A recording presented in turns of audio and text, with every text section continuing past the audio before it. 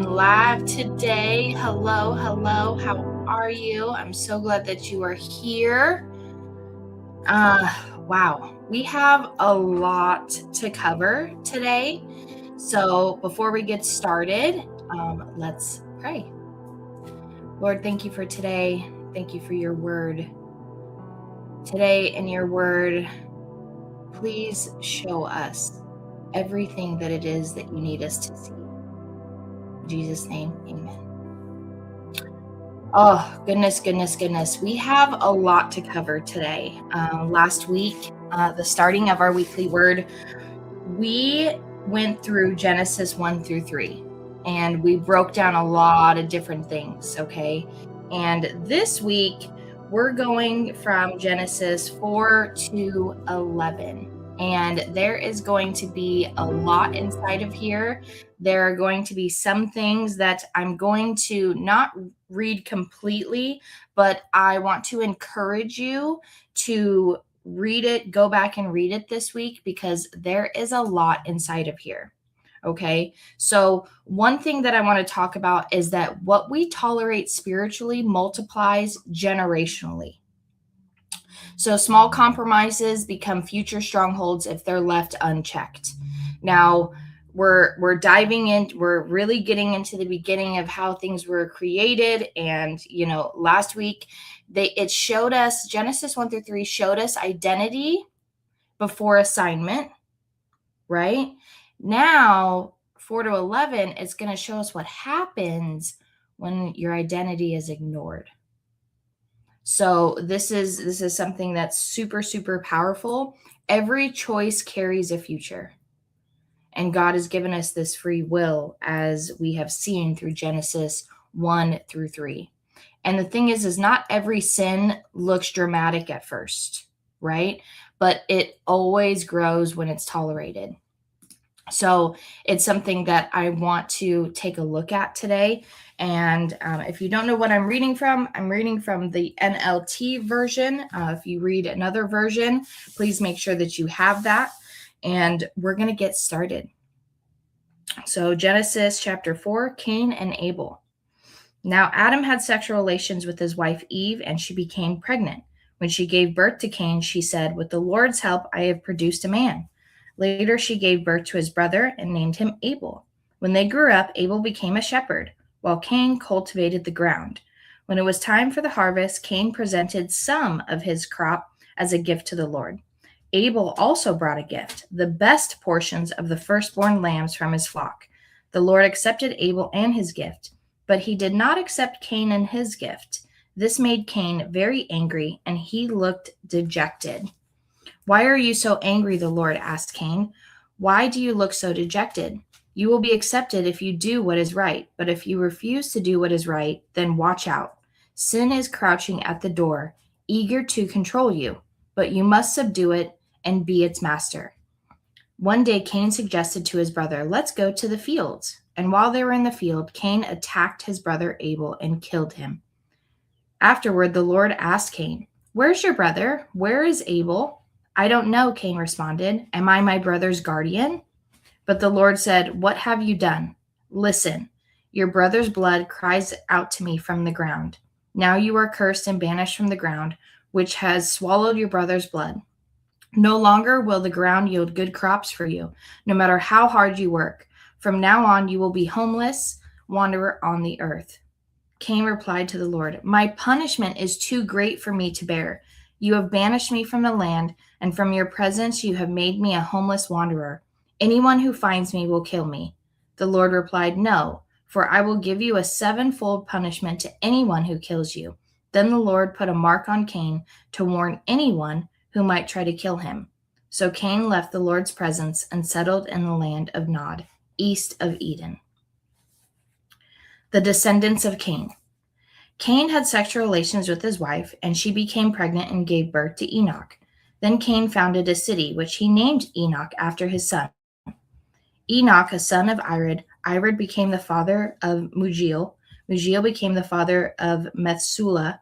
Methuselah became the father of Lamech. Lamech married two women. The first was named Adah, and the second was Zillah. Adah gave birth to Jabal, who was the first of those who raise livestock and live in tents. His brother's name was Jubal, the first of all who play the harp and flute. Lamech's other wife, Zillah, gave birth to a son named Tubal-Cain. He became an expert in foregoing tools of bronze and iron. Tubal-Cain had a sister named Namai. One day Lamech said to his wives, Adai and Zillah, hear my voice. Listen to me, you wives of Lamech. I have killed a man who attacked me, a young man who wounded me. If someone who kills Cain is punished 7 times, the one who kills me will be punished 77 times. The birth of Seth. Adam had sexual relations with his wife again, and she gave birth to another son. She named him Seth, for she said, God has granted me another son in the place of Abel, whom Cain killed. When Seth grew up, he had a son and named him Enosh. At that time, people first began to worship the Lord by name. So I'm going to stop there because there's a lot that just happened and transpired. There's a lot that went down, right? So one of the biggest things is the verse 4, 6, and 7. Sin is crouching at your door. It desires to have you, but you must rule over it. So God had warned Cain before the sin. And one thing that I want to point out is this, right? And this is where things started to happen, right? We already know that Eve ate the fruit, then they were banished, they had this shame. So now, they're beginning to multiply. They're beginning to have children, multiply the earth, right? And it says here that Cain had presented some of his crops as a gift, while Abel presented the best. And that's a distinction there. Cain presented some things, but he didn't present the best of things. And it makes me wonder, if he had presented the best of things, would it have been different? Would the outcome have been different? And I mean, you have to think about this in the very beginning, there wasn't a lot of people around. There wasn't a lot going on. So in his mind, to have given him some of these things, but not the best of the things. And then, of course, he gets mad, kills him, and it continues down the line. This is generational, as you can see with descendants of Cain. And one thing that I want to point out is that, towards the end, Lamech killed somebody. And then he puts on there, anyone who kills me will be punished 77 times. He's putting a rule out there. God didn't. He did it. So we don't even know if that, for me, that wouldn't have stood, right? Because you're putting that out there. And God had told Cain, hey, I'm going to put something on you. But that doesn't mean Lamech has the authority to do that. So you start to see the craziness happen, right? So in chapter 5, I'm not going to read the whole thing because it's very important for us to get through some of these things so we can truly understand the choices that are starting to unfold. The descendants of Adam are in chapter 5. It says, it is written under the account of descendants of Adam, when God created human beings, he made them to be like himself. He created them male and female, and he blessed them and called them human. So again, we read this in the very, very beginning, and he's saying it again. So it says that when Adam was 130, he became the father of a son who was just like him in his very image, and he named his son Seth. After the birth of Seth, Adam lived another 800 years, and he had other sons and daughters. Adam lived to 930. Then Seth was 105. He became the father of Enosh. After the birth of Enosh, he lived another 807, had other sons and daughters, lived to 912. When Enosh was 90, he became a father of Kenan. When Kenan was 70, he became the father of Mahalalel. After the birth of Mahalalel, he lived 840. When Mahalalel was 65, he became the father of Jared. When Jared was 162, he became the father of Enoch. So another Enoch. When Enoch was 65, he became the father of Methuselah. When Methuselah was 187, he became the father of Lamech, another Lamech. When Lamech was 182, he became the father of a son, and he named him Noah. So this is showing the generational line, right? This is showing the generational line of Adam's descendants. So people are starting to multiply. They're living hundreds and hundreds of years. There's really not this cap on how long that you're living and really when you're having children. And there's a reason for that. There is a reason that we're going to find out today about that. I was always very interested in how everybody lived for so long, but there's a reason for it. There wasn't all of the things that we have now in our modern day world. There wasn't sicknesses and illnesses and ailments and all of these things going on. But based on the choices, and because sin had entered the world, based on these choices, something had to be done. So in the chapter 5, I would love for you this week to go over that thoroughly so you can truly understand who came from who and why and in these ages. And it's very, very important to understand that. Before we go to chapter 6, it says, when Lamech was 182, he became a father of a son, named his son Noah, for he said, may he bring us relief from our work and the painful labor of farming this ground that the Lord has cursed. After the birth of Noah, Lamech lived another 595 years, and he had other sons and daughters. Lamech lived 777 years, and then he died. After Noah was 500 years old, he became the father of Shem, Ham, and Japheth. I think that's really important at the very end to understand that the ground was cursed this whole time. Okay? The whole time. So all these generations are working hard, and we're talking hundreds and hundreds of years. I mean, then I don't know if the years pass like they do here. But if they do, man, that's a long time to be waiting for somebody that possibly could change the future. Chapter 6, a world gone wrong. When the people began to multiply in the earth and the daughters that were born to them, the sons of God saw the beautiful women and took any the sons of God saw the beautiful women and took any they wanted as their wives. Then the Lord said, my spirit will not put up with the humans for such a long time, for they are only mortal flesh. In the future, their normal lifespan will be no more than 120 years. In those days, and for some time after, giant Nephilites lived on the earth, for whenever the sons of God had intercourse with women, they gave birth to children who became the heroes and famous warriors of ancient times. The Lord observed the extent of human wickedness on earth, and he saw that everything they thought or imagined was consistently and totally evil. So the Lord was sorry he had even made them and put them on the earth. It broke his heart. And the Lord said, I will wipe this human race I have created from the face of the earth. Yes, I will destroy every living thing, all the people, the large animals, the small animals that scurry along the ground, and even the birds of the sky. I am sorry I ever made them. But Noah found favor with the Lord. This is the account of Noah and his family. Noah was righteous and the only blameless person living on earth at this time, and he walked in close fellowship with God. Noah was the father of 3 sons, Shem, Ham, and Japheth.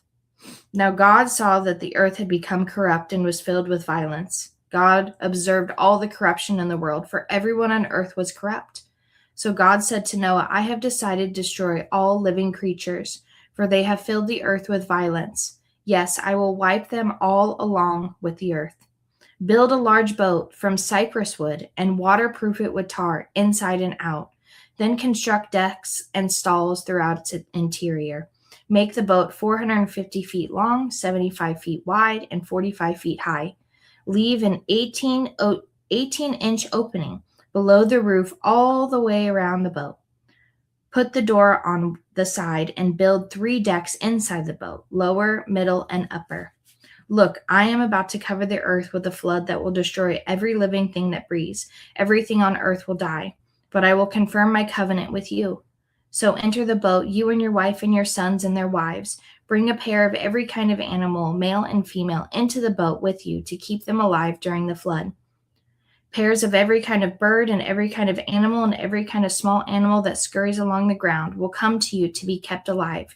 And be sure to take on board enough food for your family and for all the animals. So Noah did everything exactly as God had commanded him. I started to get a little teared up there because of what God said, that it broke his heart. All the chaos. And it makes me think about the chaos that happens now. How sad he must be. How much sad he must feel. And Noah was the only saving grace. He was the only saving grace. He was the only one that God truly believed that there was still good. And so commanding him to do this, and Noah doing this, I mean, this right here just, it shows it's very similar to, and maybe some of you guys can relate to this and maybe not, if you hear from God, whether it's something that's audible, it's in your mind, it's in your prayer time, maybe it's something that you see and it's a confirmation, but this here is that exact same thing. He was telling Noah to do all these things. He was giving him instruction. How many times in our lives are we given instruction? Do we follow it? Or do we ignore it? Chapter 7. When everything was ready, the Lord said to Noah, "Go into the boat with all your family, for among all people of the earth I can see that you alone are righteous. Take with you 7 pairs, male and female, of each animal I have approved for eating and for your sacrifice. And take 1 pair of each of the others. Also take 7 pairs of every kind of bird. There must be a male and female in each pair to ensure that life will survive on earth after the flood. 7 days from now, I will make the rains pour down on earth, and it will rain for 40 days and 40 nights, until I have wiped from the earth all the living things I created." So Noah did everything as the Lord commanded. Noah was 600 years old when the flood covered the earth. He went on board the boat to escape the flood. He and his wife and his sons and their wives, with them all various kinds of animals, those approved for eating and for sacrifice, and those that were not, along with all the birds and the small animals that scurry along the ground. They entered the boat in pairs, male and female, just as God had commanded Noah. After 7 days, the waters of the flood came and covered the earth. When Noah was 600 years old, on the 17th day of the 2nd month, all underground waters erupted from the earth, and the rain fell in mighty torrents from the sky. The rain continued to fall for 40 days and 40 nights. That very day, Noah had gone into the boat with his wife and his sons, Shem, Ham, and Japheth, and their wives. With them in the boat were pairs of every kind of animal, domestic and wild, large and small, along with every bird of every kind. 2 by 2 they came into the boat, representing every living thing that breathes. A male and female of each entered, just as God had commanded. Then the Lord closed the door behind them. For 40 days the floodwaters grew deeper, covering the ground and lifting the boat high above the earth. As the waters rose higher and higher above the ground, the boat floated safely on the surface. Finally, the water covered even the highest mountains on the earth, rising more than 22 feet above the highest peaks. All the living things on earth died: birds, domestic animals, wild animals, small animals that scurry along the ground, and all the people. Everything that breathed and lived on dry land died.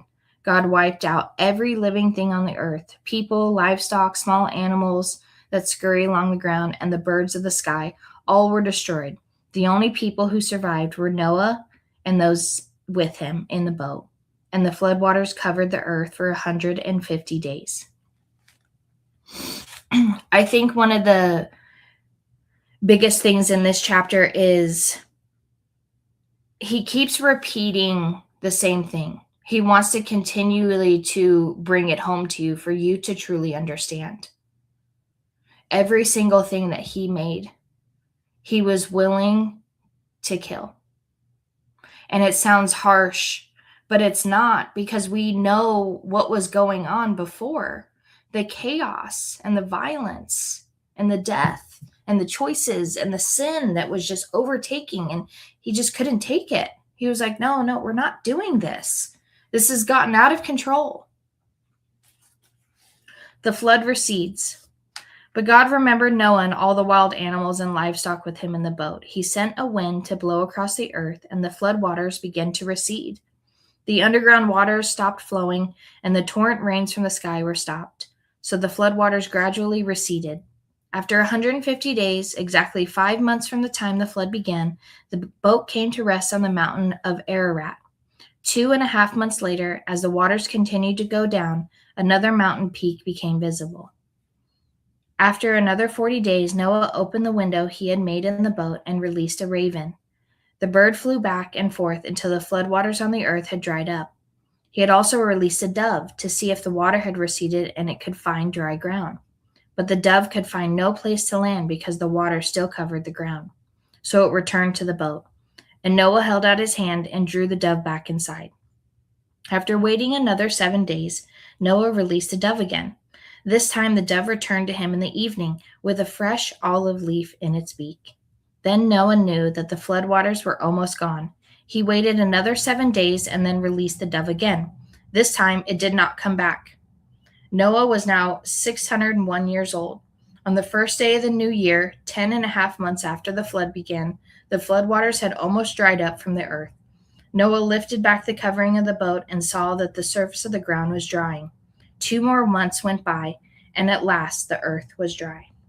When God said to Noah, "Leave the boat, all of you, you and your wife and your sons and their wives. Release all the animals, the birds, the livestock, the small animals that scurry along the ground, so they can be fruitful and multiply throughout the earth." So Noah, his wife, and his sons and his wives left the boat. All of the large and small animals and birds came out of the boat, pair by pair. When Noah built an altar to the Lord, there he sacrificed as burnt offerings the animals, birds that had been approved for that purpose. And the Lord was pleased with the aroma of the sacrifice and said to himself, "I will never again curse the ground because of the human race, even though everything they think or imagine is bent toward evil from childhood. I will never again destroy all living things. As long as the earth remains, there will be planting and harvest, cold and heat, summer, winter, day and night." God confirms his covenant. Then God blessed Noah and his sons and told them, "Be fruitful and multiply, fill the earth, all the animals of the earth, all the birds of the sky, all the small animals that scurry along the ground, all the fish that in the sea will look on you with fear and terror. I have placed them in your power. I have given them for food, just as I have given you grain and vegetables. But you must never eat any meat that still has lifeblood in it. And I will require blood of anyone who takes another person's life. If a wild animal kills a person, it must die, and anyone who murders a fellow human must die. If anyone takes a human life, that person's life will also be taken by human hands. For God made human beings in his own image. Now be fruitful and multiply and repopulate the earth." Then God told Noah and his sons, "I hereby confirm my covenant with you and your descendants and all the animals that were on the boat with you, the birds, the livestock, excuse me, all the wild animals, every living creature on this earth. Yes, I am confirming my covenant with you. Never again will the floodwaters kill all the living creatures. Never again will a flood destroy the earth." Then God said, "I am giving you a sign of my covenant with you and with all living creatures for all generations to come.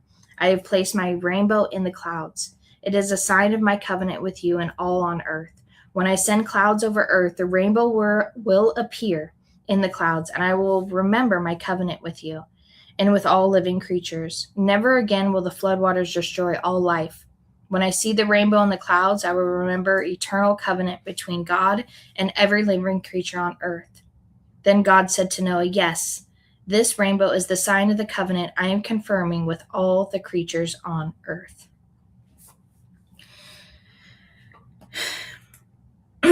There's so much here. And there's so much that happened. And as I'm reading through this, and you could break down so much of what is going on during the flood, after the flood, God confirming his covenant, all of these things that are going on, right? And some of it is painful. It's so painful because of the choices. And it says it right here. God says it. I will never again curse the ground because of the human race, even though everything they think or imagine is bent towards evil from childhood. Like, he already knows what is going on and why it's happening and these things that are transpiring.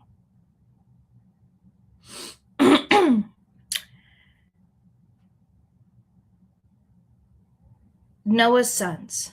The sons of Noah who came out of the boat with their father were Shem, Ham, and Japheth. Ham is father of Canaan. From these three sons of Noah came all the people who now populate the earth. After the flood, Noah began to cultivate the ground, and he planted a vineyard. One day he drank some wine he made, and he became drunk and lay naked inside his tent. Ham, the father of Canaan, saw that his father was naked and went outside and told his brothers. Then Shem and Japheth took a robe, held it over their shoulders, and backed into the tent to cover their father.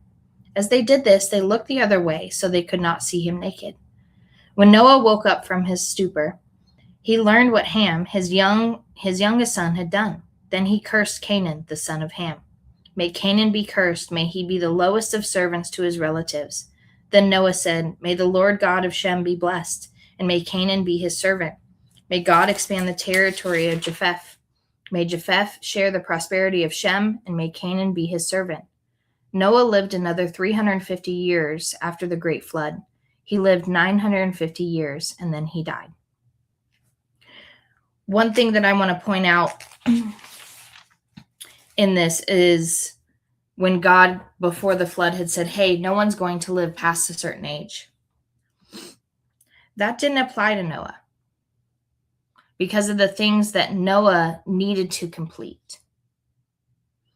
And I'm sure there's a lot that can be said right in here with Noah's sons and him seeing them naked and, you know, Noah making these claims of like, hey, you're going to be blessed. But one thing that I want to point out is that it's not, hey, you're cursed, right? It's just you're his servant. You're here to serve. You may be the lowest of servants, but you're going to be a servant. You're not cursed. So Noah was really trying to change what was going on and what had transpired before the flood, all the chaos that was happening.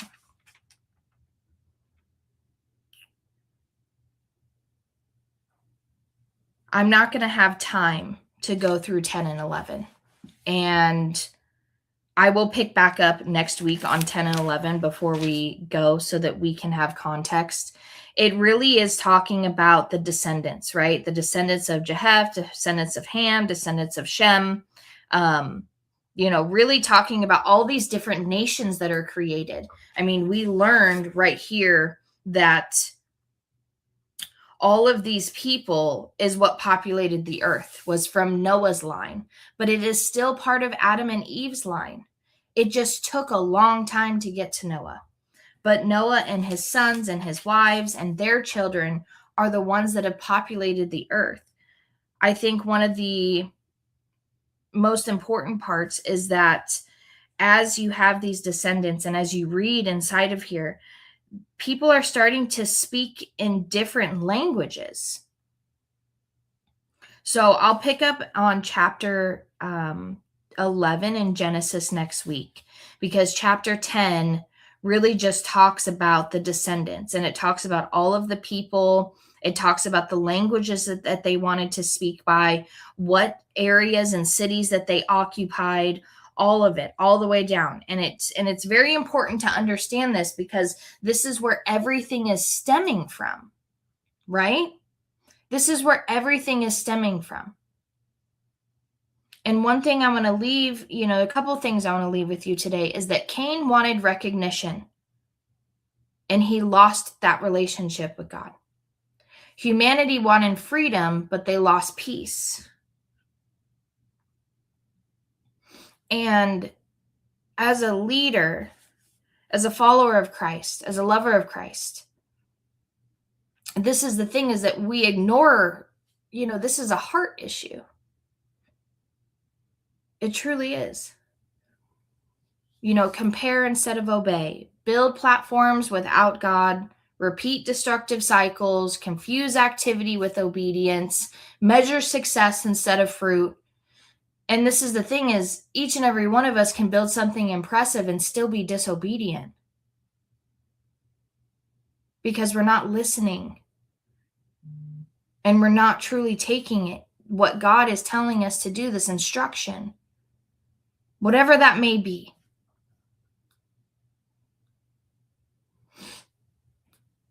You don't drift into holiness. You drift into compromise. Obedience is intentional, and rebellion is passive. I have a couple questions that I'm going to leave you with today. And what is it that you're doing that God has already warned you about? Where's an area of your life that you've chosen comfort over obedience? And what are you building in your life that God didn't ask you to build? I know it's some tough questions to reflect on, but it's very important to understand this, because it says it from the beginning, and we have gotten it all wrong. We're continuing to strive and do all these things and go. Well, I got to do this. I got to do that. I got to do this. It's like, oh, well, this is okay. And then this isn't okay. And no, I don't really like this, but then I like this. It says it right here. So they are very tough questions. What are you tolerating that God's already warned you about? You're just tolerating it. Where are you choosing comfort over obedience? And what are you building that God hasn't asked you to do? And you have to really think about that. And I go through that as well. What am I doing that God asked me not to do? Why am I so stressed because I'm going here, there, and everywhere? But God never asked me to do that. And I think another thing that I take away from this week in reading this is that God's heart was broken for what he had done. He truly thought that it was going to be different. He really thought. And he had such hope in the human race, and it broke his heart. And honestly, thank God for Noah. Thank God for Noah. Because somewhere down the line, he was coming. He was always coming. And God knew that. But that doesn't mistake that God was still hurt. Well, I love you guys. Can't wait to pick back up next week. And we're getting into it. We're getting into it. So I hope you have a wonderful week. I love you guys very much. And thank you for spending the morning with me and with God, because there's a lot that we can reflect on in here. So have a great week, guys.